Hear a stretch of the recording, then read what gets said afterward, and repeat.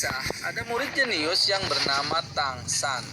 Ia mencuri dan mempelajari penciptaan senjata rahasia yang terlarang di sakte Tangmen. Salah satu teknik andalannya adalah tangan besi yang kebal terhadap semua serangan beracun. Tetapi ia selalu dikejar oleh para tetua klan dan ingin dibunuhnya. Tang San pun menghindar dan terpojok.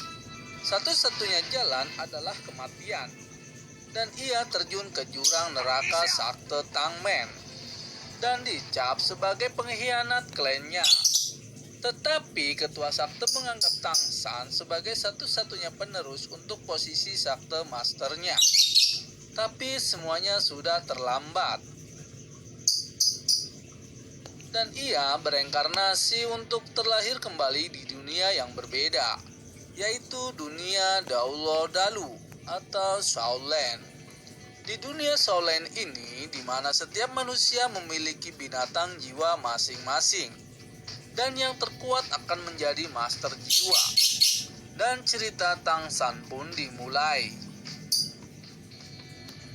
Tang San tinggal di desa terpencil bersama ayahnya yang bernama Tang Hao. Ayahnya adalah master jiwa terkuat di masanya, tetapi ia menyembunyikan kekuatan jiwanya dari Tang San dan menjadi pandai besi di desanya. Tang San sepintas masih ingat di benaknya bahwa ia adalah anggota sekte yang jenius dengan senjata rahasia dan kekuatan jiwa yang ada di dalam dirinya.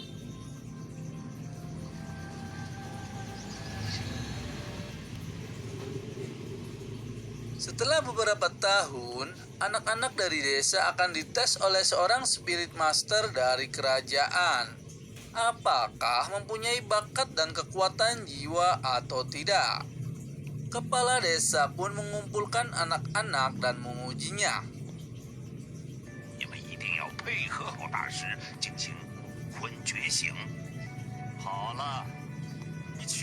Kepala desa berharap akan muncul master jiwa baru dari desa tersebut, dan dimulailah pengetesan martial soul dan kekuatan jiwa. Satu persatu anak maju ke depan untuk menunjukkan martial soul-nya.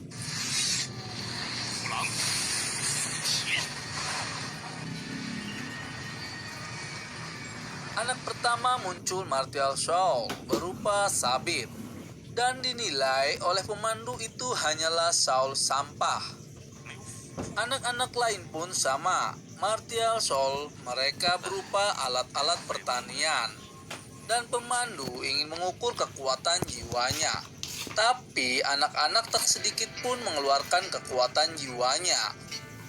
Sampai akhirnya giliran Tang San. Dan Tang San mempunyai martial soul berupa rumput perak biru. Bahkan itu lebih sampah dari alat-alat pertanian lainnya.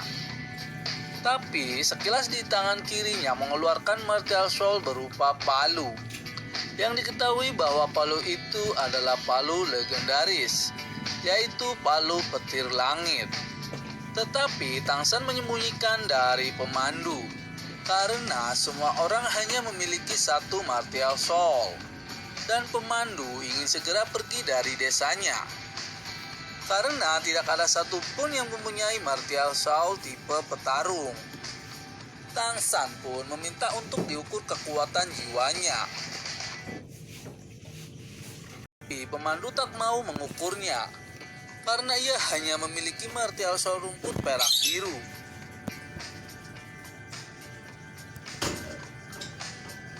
Tapi hal yang terduga pun terjadi.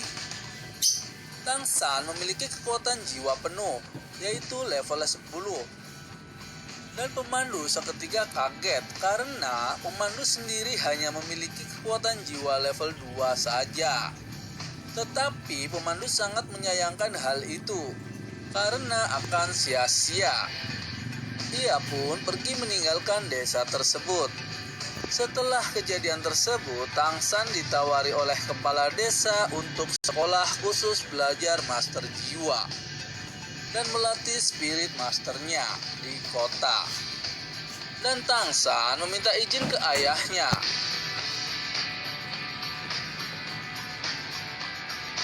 Kemudian kepala desa dan Tang San bertemu dengan Tang Hao, yaitu ayah Tang San, untuk menyetujuinya. Ayah Tang San pun bertanya kepadanya, apa martial yang Tang San miliki? Dan Tang San pun menjawab, rumput biru perak. Ayahnya pun tidak menyetujuinya karena hanya mempunyai spirit jiwa sampah. Kepala desa pun mengingatkan kepada Tang Hao agar Tang San belajar di akademi untuk belajar dan dibiayai olehnya. Kepala desa pun pergi dan menyuruh Tang Hao menemuinya jika berubah pikiran.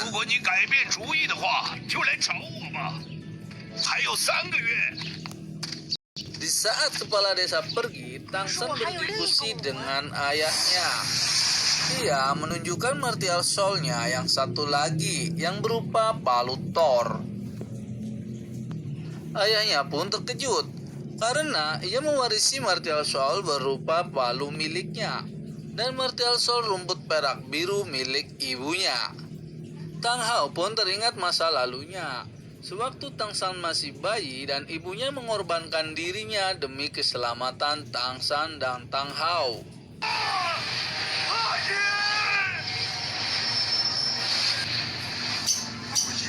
Setelah itu, Tang Hao menjelaskan bahwa ia memiliki martial soul ganda.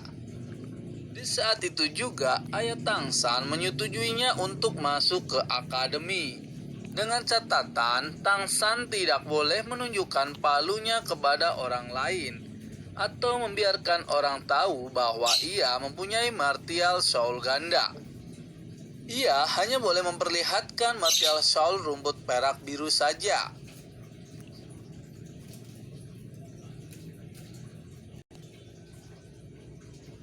Dan selang beberapa waktu, kepala desa datang dan menjemput Tang San untuk segera pergi ke sekolah akademi di kota. Singkat cerita, akhirnya Tang San sampai di sekolah akademi. Tetapi sesampainya di sana, Tang San dan kepala desa malah diusir oleh penjaga gerbang dan dikira penipu. Walaupun ia sudah menjelaskan kepadanya, ia tetap saja mengusirnya dan berbuat kasar kepadanya. Seketika itu juga Tang San langsung marah dan menghajarnya. Dan seketika itu juga datanglah seseorang, ia bernama Guru Agung. Lalu ia meminta maaf dan mempersilahkan masuk. Dan kepala desa pun pamit pulang. Tang San dan Guru Agung pun masuk menuju akademi itu. Setelah berbincang-bincang, Guru Agung berkata bahwa Tang San adalah orang ketiga dalam 100 tahun ini yang mempunyai martial soul ganda. Tang San pun kaget, kenapa Guru Agung bisa tahu bahwa ia mempunyai soul ganda. Guru Agung pun menjelaskan bahwa ia adalah peneliti berbagai martial soul dan seseorang yang memiliki soul rumput biru perak tetapi mempunyai jiwa penuh, berarti ia memiliki soul ganda, katanya. Tang San pun kagum dan ia ingin menjadi murid Guru Agung. Dan Guru Agung pun menerimanya, tetapi ia belum bisa menunjukkan soal palu Thor-nya kepada Guru Agung karena janjinya kepada sang ayah. Kemudian Tang San diantar ke ruang administrasi. Dan orang-orang di sana menertawakan Tang San yang hanya mempunyai soul rumput perak biru. Guru Agung pun ikut ditertawakan karena martial soul-nya yang lemah dan teori yang di luar nalar. Ia pun menuju asramanya, yaitu asrama 7. Ia langsung diserang oleh anak-anak di sana. Namun dengan cepat Tang San berhasil mengalahkannya. Ternyata di kamar 7 ini memiliki aturan sendiri. Yang menang akan menjadi bos. Karena Tang San yang menang, maka ia menjadi bos baru di kamarnya. Setelah itu datanglah anak perempuan, dia bernama Xiao. Karena Tang San dianggap bos baru di kamarnya, ia disuruh menantang Xiao. Sekilas Tang San tak mau berkelahi. Tetapi karena sudah menjadi tradisinya, ia pun bertarung dengan Xiaowu.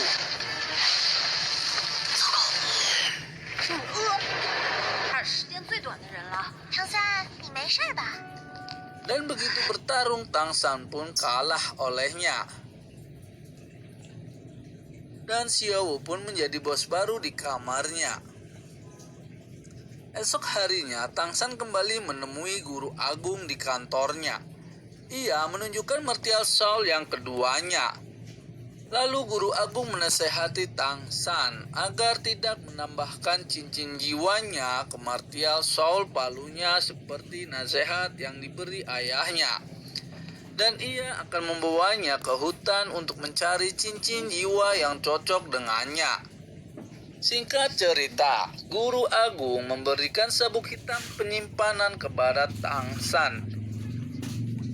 Sesampainya di pintu gerbang hutan, dan guru agung memberikan simbol yang menunjukkan simbol bangsawan dan memudahkan untuk masuk ke dalam hutan.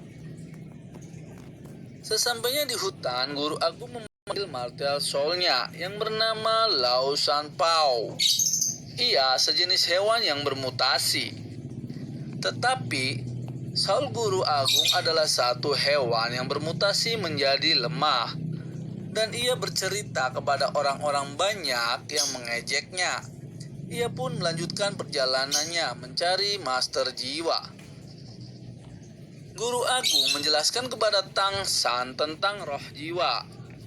Bahwa roh binatang jiwa berumur puluhan tahun, cincinnya berwarna putih.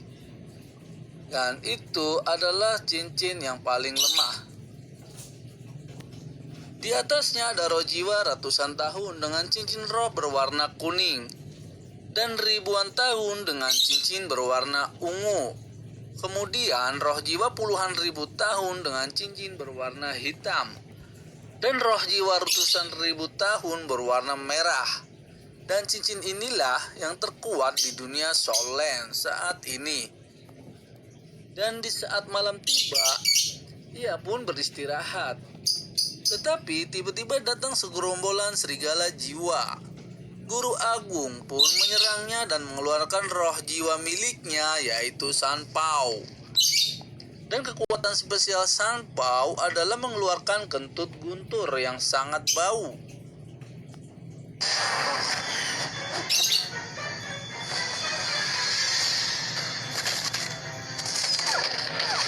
Ketika itu juga serigala mati. Tetapi cincin jiwanya tidak ada yang cocok dengannya. Ia pun dikejutkan dengan sesosok ular yang sangat besar, yaitu ular mandrake. Ular yang sangat berbahaya dan diperkirakan umurnya sekitar 400 tahunan. Di saat Shan Pao bertarung dengannya, ia kewalahan dan memilih lari meninggalkan ular itu bersama. Tetapi ular itu terus mengejarnya. Tang San tidak mempunyai pilihan selain menghadapinya. Ia pun memutuskan menyerang ular tersebut dengan skill dan senjata rahasianya. Guru agung pun kaget bahwa Tang San dapat mengalahkan ular tersebut. Tang San pun menjawab itu hanya kebetulan. Sedang itu guru agung menjelaskan bahwa Tang San bisa mengambil roh jiwanya dan menyatukan dengan Saul rumput perak birunya. Karena Tang San memiliki kekuatan jiwa penuh. 多年前提出的10大核心竞争力之一的植物魂环，在某些前提下，二者是可以相互吸收的。 Tang San pun mengambil cincin jiwa tersebut dan berhasil melakukannya.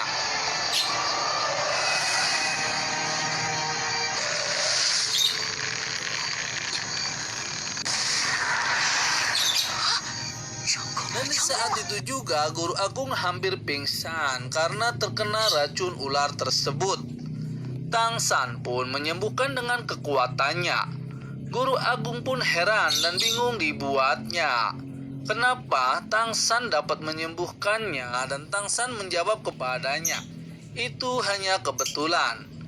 Guru agung meminta agar Tang San agar memperlihatkan cincin jiwanya yang baru saja ia dapatkan.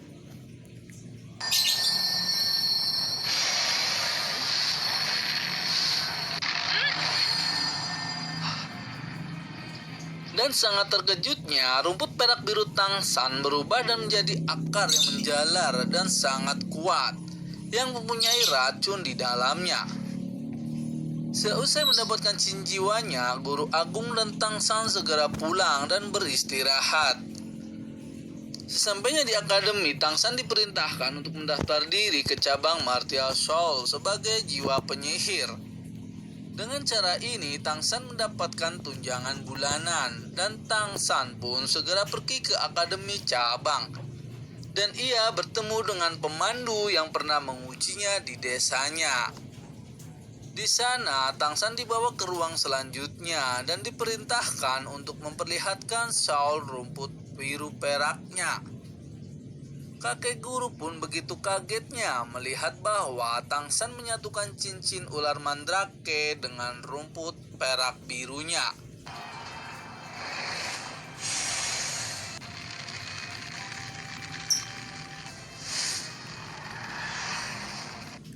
Ia menceritakan bahwa ia menyatukan sol rumputnya dan cincin jiwanya atas perintah Guru Agung. Dan ia sangat terkejut bahwa selama ini teorinya memang benar. Dan ia pun diterima sebagai penyihir resmi. Pada waktu perjalanan pulang, ia menemui pandai besi dan ia ingin bekerja paruh waktu sebagai pandai besi. Dan ia mempraktekkan pukulan palu sama seperti ayahnya.